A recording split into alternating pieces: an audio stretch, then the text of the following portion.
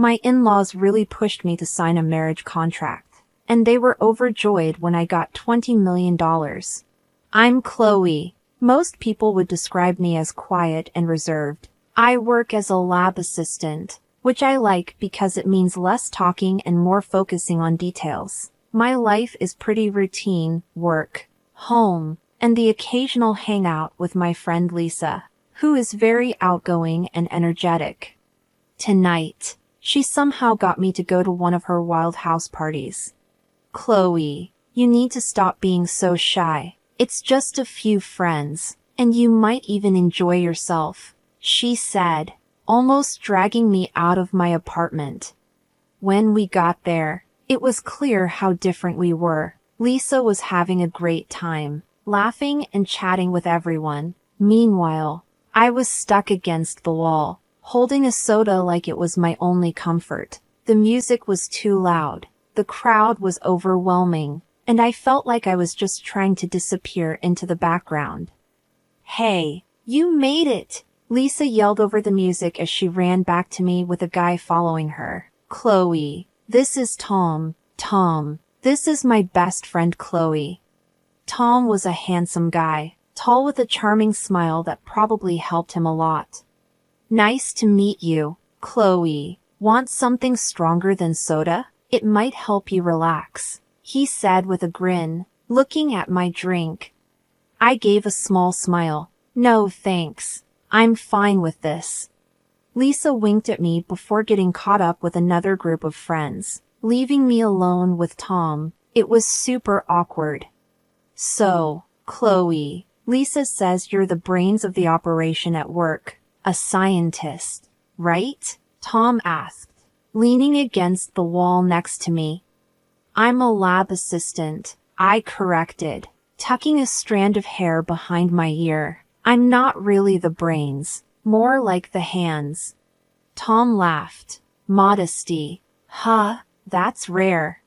We ended up having a real conversation. Tom turned out to be easy to talk to, and as the night went on, I found myself talking about my life, my love for quiet weekends, and my secret passion for old detective novels. He really listened, and by the end of the night, I was actually laughing for real.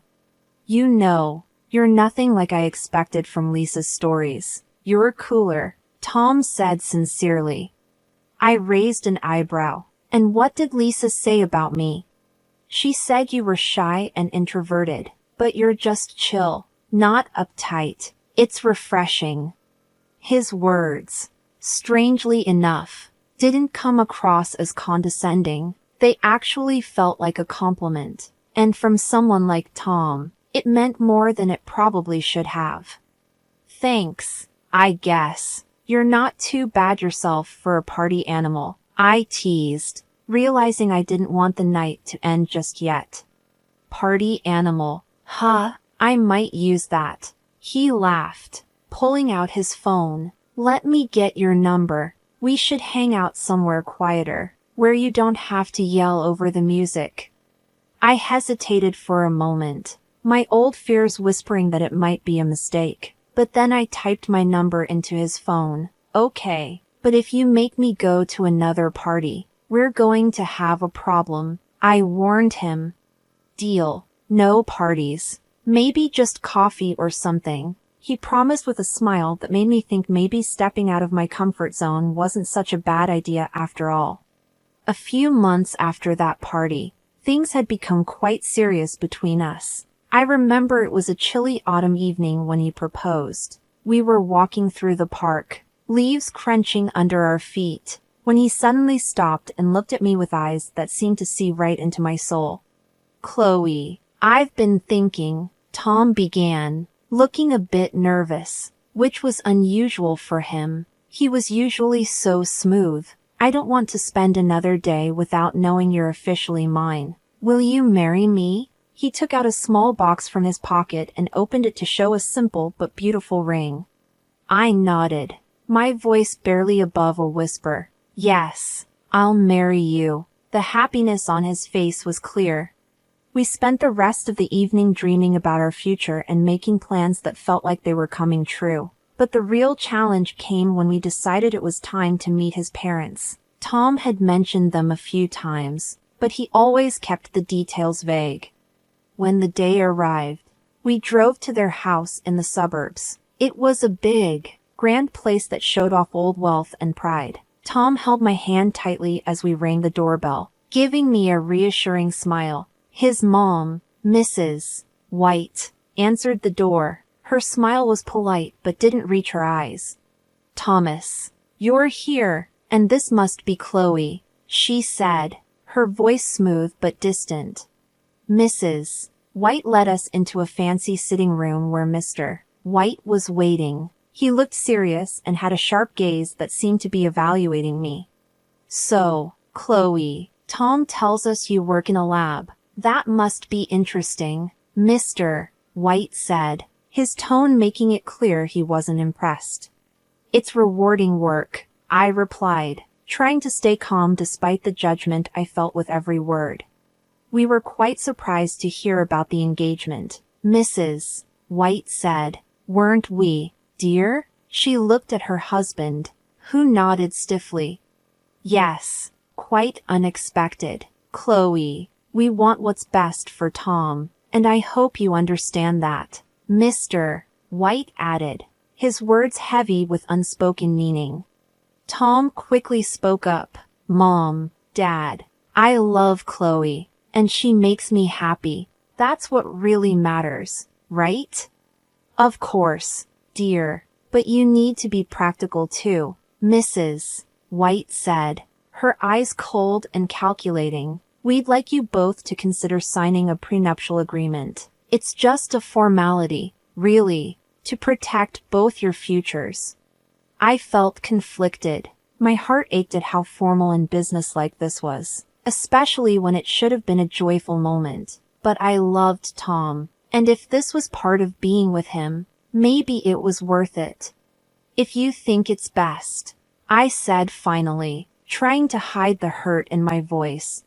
"We believe it's for the best," Mr. White confirmed, handing us a folder with the documents. "Take a look and let us know what you think."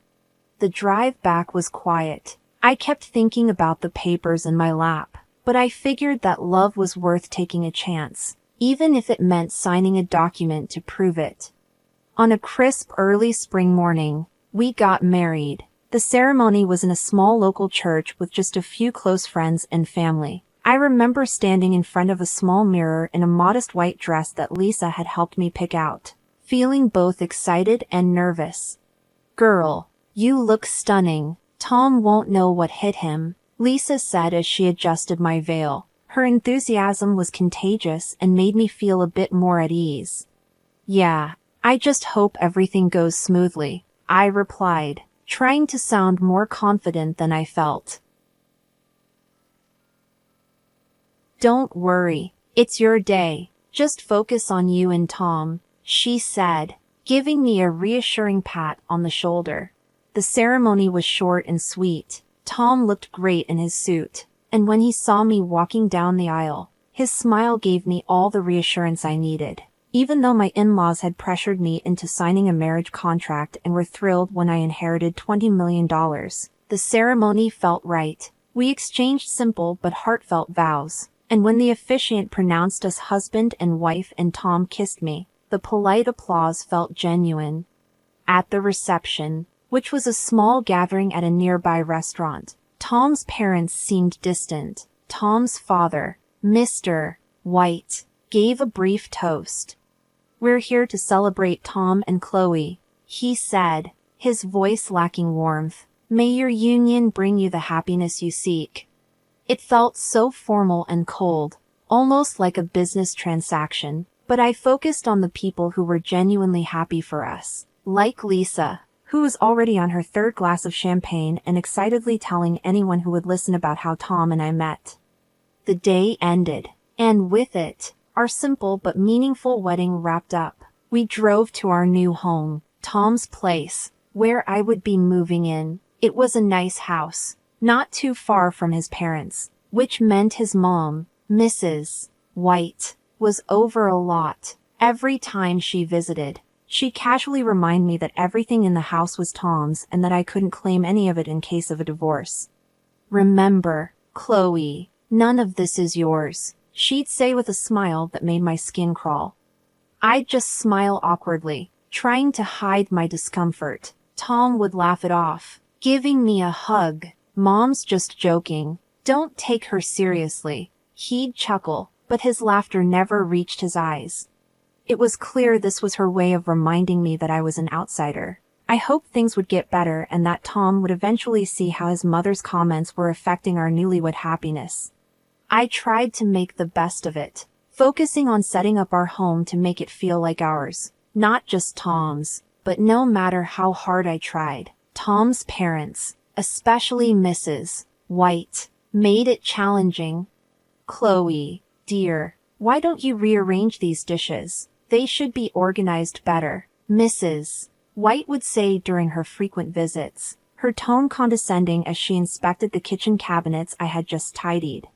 I'd force a polite smile, gripping the edge of the countertop tightly.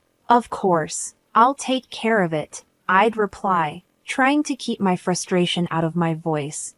Tom usually shrugged off his mother's comments. "She just likes things a certain way. You know how it is," he'd say, dismissing it too quickly. But it wasn't just about the dishes. It felt like nothing I did was right.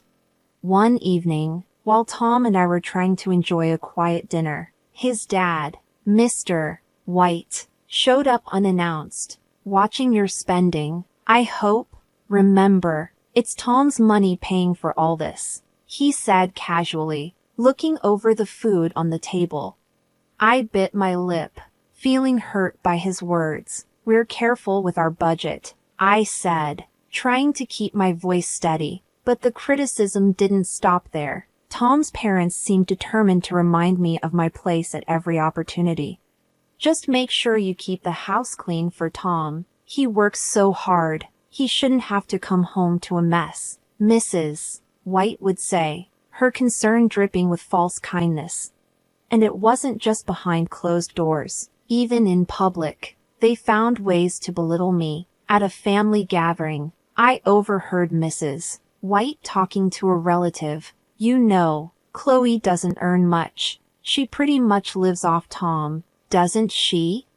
The interference from Tom's parents didn't stop at comments. They started acting like the house was theirs too. They'd come over, flop down on the sofa, and demand, "Chloe, make us some coffee, will you? Or we're out of snacks. Could you run to the store?"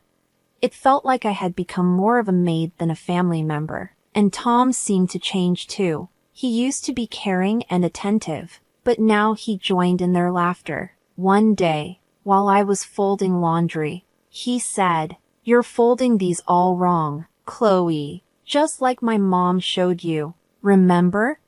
His tone was light, but the criticism hurt. His parents laughed along, and Mr. White added, "She's got to learn somehow. You can't baby her forever, Tom." The worst part was how Tom criticized everything about me, from how I managed the house to my choice of clothes. "You're going out in that?" he'd ask, his disapproval clear as he looked at my casual jeans and t-shirt. I felt like I was losing not just the battle to win over his parents but also the man I thought I had married. The man who once looked at me with love now scrutinized me with the same critical eyes as his parents. Each day became harder, and the atmosphere at home felt more suffocating. I started dreading mornings, knowing I'd face another day of hidden insults and open disdain. The stress of living under constant scrutiny was taking a toll on me.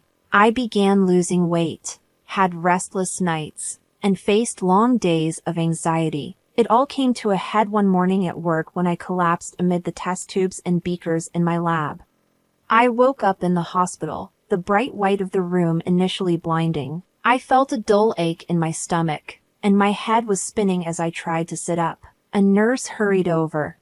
"Take it easy, Chloe. You gave us quite a scare," she said, helping me adjust the pillows behind my back. "What happened?" I asked, my voice barely audible. "You passed out at work," They brought you in with severe dehydration and stress-related symptoms, she explained, adjusting the drip connected to my arm. I sighed, realizing the gravity of my situation. The door to my room opened, and Lisa walked in, her face full of worry.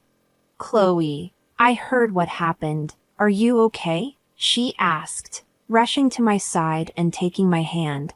I guess I'm not, I said, trying to force a smile.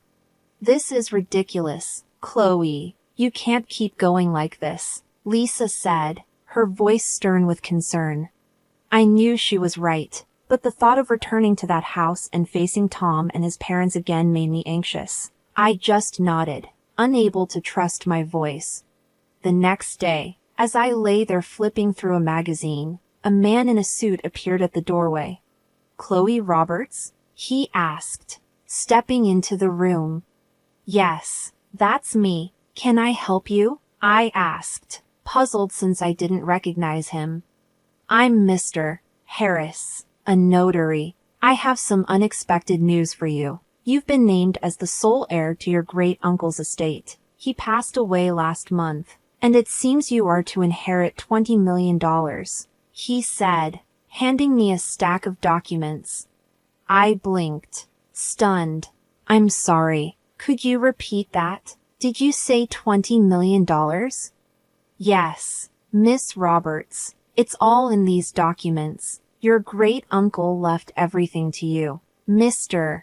Harris confirmed, handing me the papers. I was in shock. I barely knew him, but he remembered me. If you have any questions or need help with the inheritance process, I'm here to assist, Mr. Harris offered. The news was overwhelming. As Mr. Harris left, my mind raced with the possibilities. My phone beeped with a text from Tom, the first since I'd been hospitalized. Hey, heard about your uncle. Sorry for your loss. How are you feeling? The message read. I stared at the screen, feeling a mix of emotions. Suddenly wealthy, I felt more isolated than ever. Getting better, I texted back, not ready to share the news of the inheritance.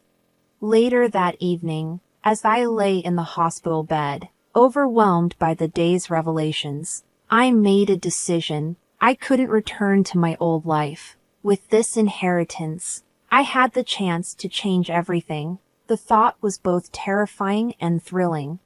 Tom and his parents came to visit later. They hadn't visited since I'd been admitted, which spoke volumes, but today they were all smiles and concern. Tom walked in first, followed by his parents. Hey, Chloe, how are you feeling today? He asked, his tone overly sweet. I adjusted myself in bed. Better, thanks, I said, watching them closely.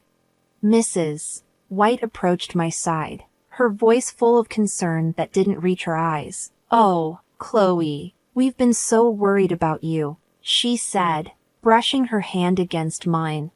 That's kind of you, I said, pulling my hand back slightly. Mr. White stood at the foot of my bed, arms crossed. Yes, well, we're family. We take care of our own, he said, though it felt like a rehearsed line. Tom sat down next to me, taking my hand again. We just want to make sure you're taken care of. That's all, he said, squeezing my hand. I nodded, feeling their intense scrutiny. Their concerns seemed unusually focused. I appreciate that. As their visit went on, their questions about my health started to feel more invasive than caring. So, when do the doctors say you can leave the hospital? Mrs. White asked, studying me closely. Soon, I hope. I'm starting to feel a lot better, I replied, trying to keep my answers vague. After a few more minutes of strained conversation, they left, promising to return soon. I lay back, feeling uneasy. Their visit felt off, with questions that seemed too pointed and cautious. Once they were gone, I decided to follow them and see what they were up to. I quietly dressed and trailed them at a distance toward the parking lot. Hiding around the corner of the building, I overheard their conversation. "That stupid cow doesn't know what's coming," Tom said crudely. "She thinks we care about her. This is just until we get that money and make sure she gets pregnant soon. If she has a kid, she won't leave, and then we're really in control." Mrs. White added viciously. Hearing them speak so callously and plotting to trap me was the final straw. My heart raced with anger and resolve. I had seen their true colors, and it was worse than I had imagined. I slipped back to my room unnoticed, my mind racing. Their treachery was clear, and so was my path forward. For the first time in my life, I knew I had to stand up for myself. I wasn't going to be their victim any longer. When I was discharged from the hospital, the thought of returning home filled me with both dread and determination. As I walked through the door, I saw Tom and his parents sitting in the living room, their faces forced into smiles. Mrs. White had even gone so far as to cook my favorite dish, spaghetti carbonara, which sat steaming on the dining table. The effort to appear like a caring mother-in-law felt almost theatrical, like a scene from a bad play. Tom rushed over with an exaggerated smile. "Chloe, you're back. We missed you so much," he said, pulling me into a hug that I didn't return. "Thanks, Tom," I said, gently pulling away. I looked around at the overly staged setting, my resolve strengthening. As we sat down to eat, the tension was palpable. They were trying too hard to act normal, but I could see the impatience in Tom's eyes. It didn't take long before he got straight to the point. "So, Chloe, when do you think you'll get the inheritance? There's so much we can do with it," he asked, trying to sound casual but coming off as eager. I set down my fork and looked him directly in the eye. "Tom, it doesn't concern you because I'm filing for divorce," I said calmly, sliding the divorce papers across the table toward him. The room fell silent for a moment before Mrs. White let out a terrible scream. "Chloe, have you lost your mind? Think about what you're doing," she shouted. Tom's expression shifted from shock to desperation. "Chloe, please, I love you. We can fix this. Don't throw away our marriage over a misunderstanding," he begged, his voice cracking. But I was done with the lies. "A misunderstanding?" I repeated sharply. "Calling me a stupid cow behind my back isn't a misunderstanding. I heard everything, Tom, everything." Mrs. White's face flushed red with barely contained rage. "You ungrateful girl. We'll sue you for half of that inheritance, you'll see." I reached into my bag and pulled out a copy of the prenuptial agreement. "Actually, you won't," I said, tossing it onto the table. "This says otherwise. You can't touch my inheritance." Tom and his parents stared at the document, their faces paling. I stood up, the chair scraping loudly against the floor. I found a small apartment in a quiet part of town where mornings were filled with birdsong rather than bickering. It wasn't just a new place, it was a fresh start. I spent the first week settling in, buying a few pieces of furniture and some plants, making it truly mine. The silence was a stark contrast to the constant tension I had lived with, and I loved it. I began to fully appreciate the peace I had been missing. One Saturday morning, while enjoying a cup of coffee on my balcony, Lisa burst through the door with her usual energy, carrying a box of pastries. "Chloe, this place is fantastic," she exclaimed, setting the box on my new kitchen counter and hugging me tightly. "How are you holding up?" "Better than I have in years, honestly," I replied, pouring her a cup of coffee. "It's like I can finally think straight without all the noise." Lisa chuckled as she sipped her coffee. "I told you, you just needed to get out of that madhouse." "So what's next for our free woman?" she asked, her eyes twinkling with curiosity. I've been thinking about that a lot, I said, leaning against the counter. For now, I'm just enjoying the peace and planning my next step. Eventually, I want to buy a big house and get involved in charity work.